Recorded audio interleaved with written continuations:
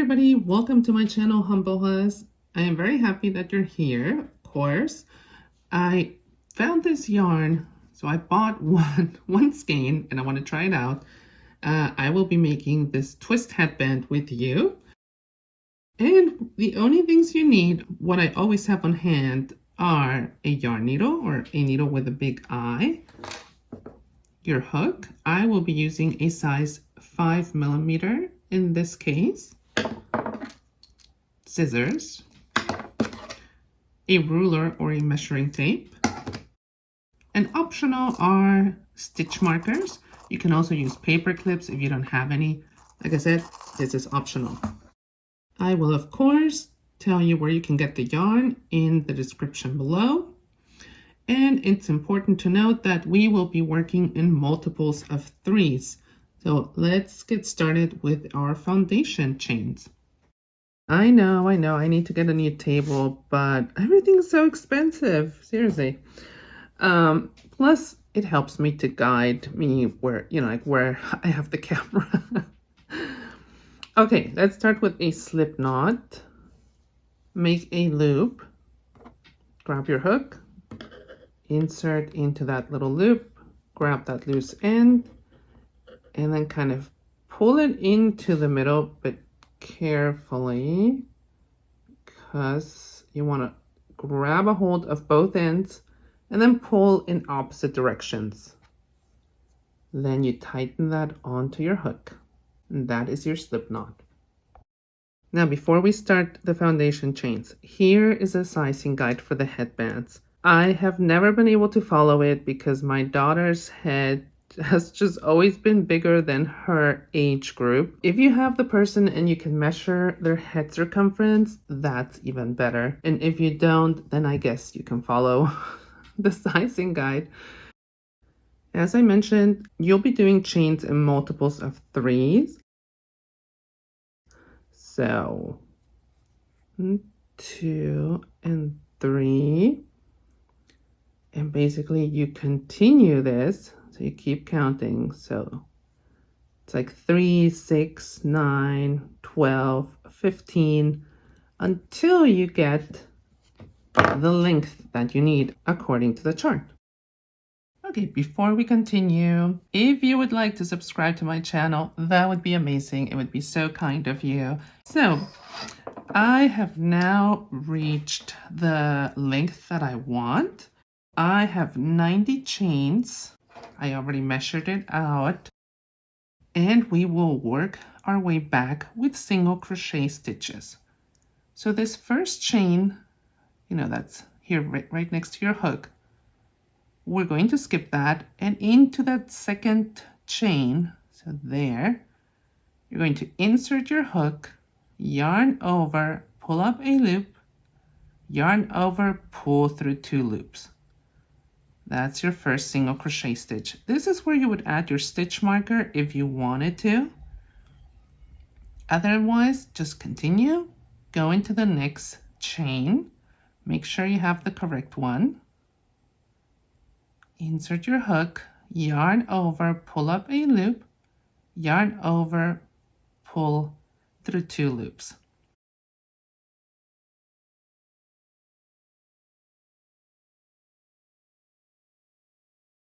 This is what your foundation row looks like. Now we are going to chain 3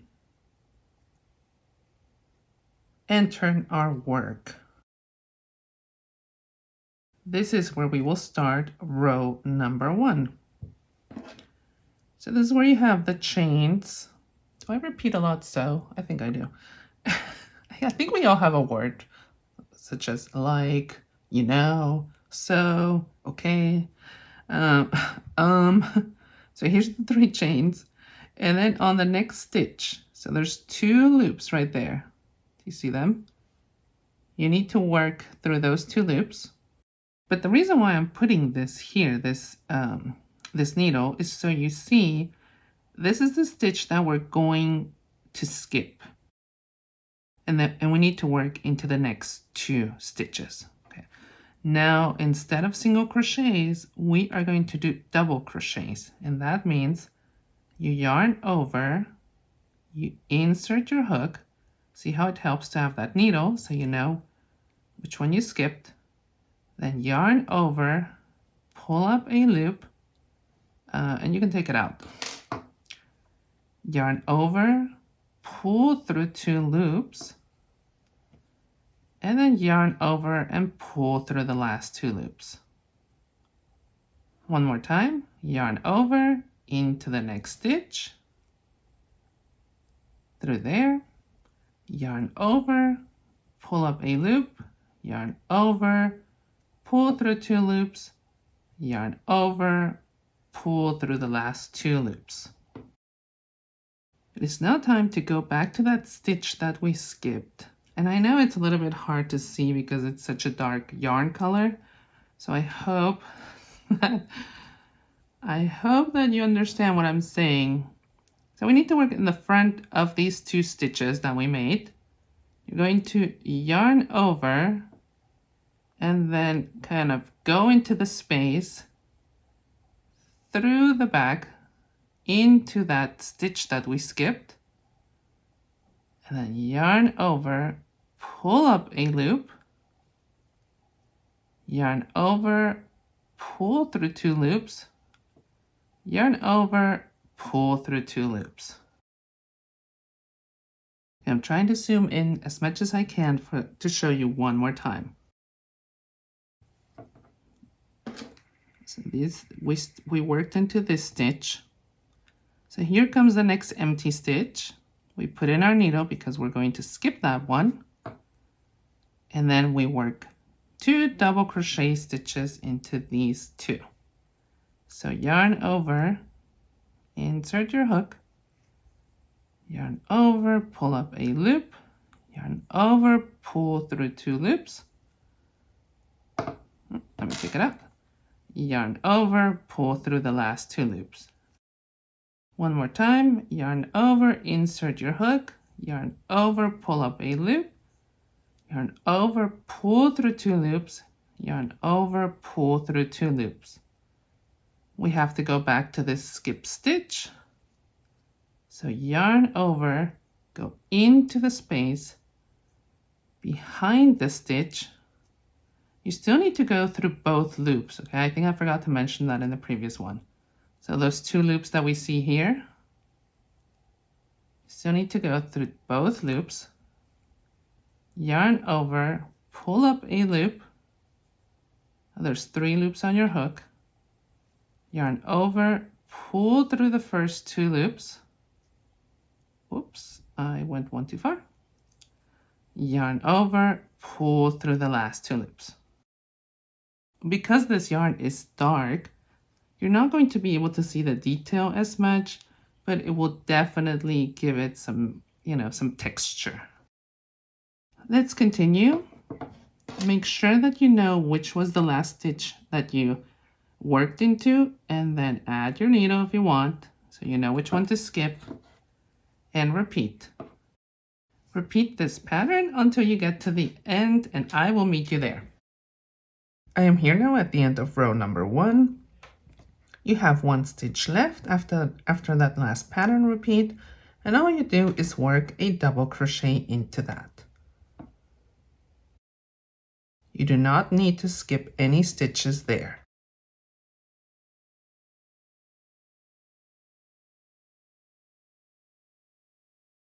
Chain 3.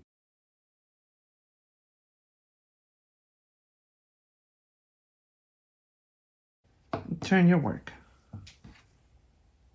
We will now start row number 2. It gets a little bit tricky on the second row because so you have this chain of 3, and then you have that first stitch here. You are going to skip that and work into these next 2 stitches.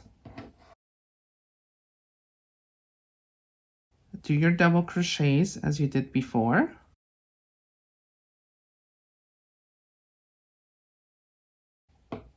You can take out that needle and then do the other one.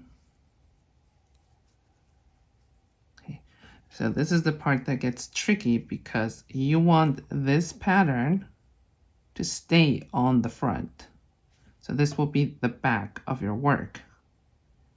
Instead of working in front of these, we need to work behind these two. So yarn over and work behind, kind of like you have to invert everything. So go into the space, through that stitch, yarn over, pull up a loop, yarn over, pull through 2 loops, yarn over, pull through 2 loops. Did that make sense? I will show it to you again.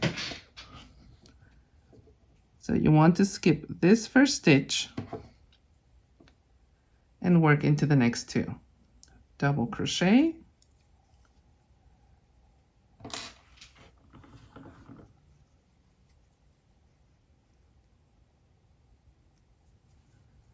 double crochet, and now yarn over through the back of those stitches into the space, then into that stitch that you skipped, like so, yarn over, pull up a loop, yarn over, pull through 2 loops, yarn over, pull through 2 loops. So that stays in the front. You see that pattern? All right, so you just have to make sure that when you turn rows, so depending on what row you're on, to make sure that you're either working in front of the 2 double crochets that you made or behind the 2 double crochets. I will meet you at the end of row number 2 to show you how to do the ending for that. We have arrived at the end of row number 2, and all you should have left is this chain of 3 that we did from the previous row. So you could work into this top chain or into the space. And lately I've just been favoring working into the space if I have an option. Going to do my last double crochet in there. So after that last pattern, I will just double crochet into that space, chain 3, and turn my work.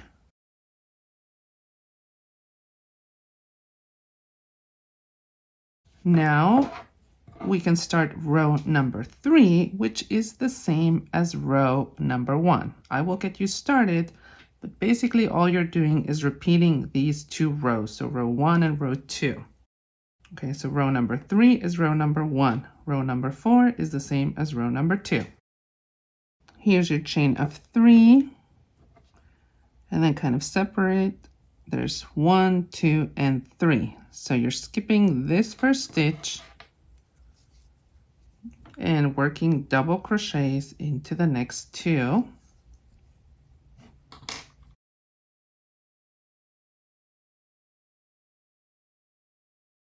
Now, because you're back on the side of the pattern, so the front, you will work in front of these 2 stitches.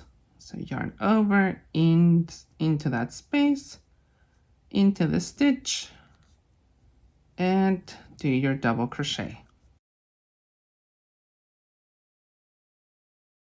There you go. All you do is now continue this until you get the width that you like. I like to make twist headbands a little bit wider. I just think it looks prettier, but it's completely up to you how many rows you want to make.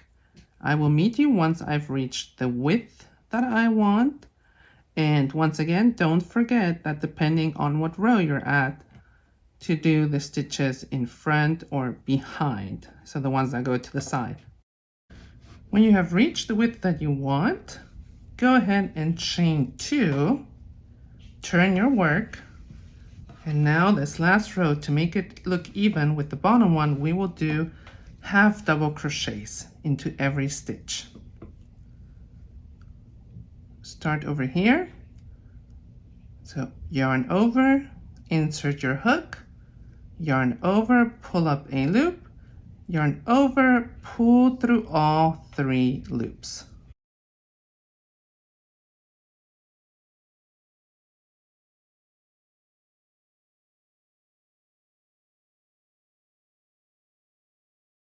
Make sure you go into every stitch. Now that we are done, let's cut off the yarn. So leave some yarn because you want to use this to, put it all together, to sew it all together. Now pull all of this through that last loop that was on your hook, like so. Tighten that. Grab your yarn needle. Make sure that the headband is facing you, so the pattern that you like, so whether it's this one that was, the actual pattern, or the back of it, whichever one you like, make sure that it's facing up, so it's facing you. Then fold it in half, like so.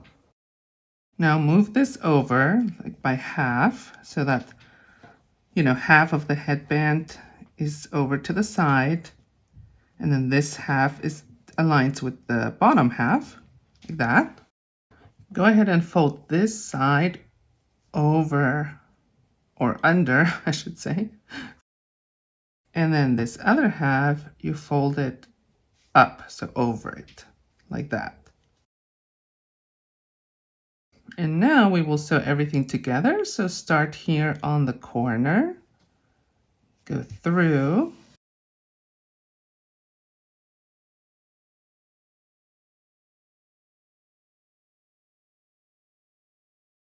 just of course make sure that you're going through all 4 sides.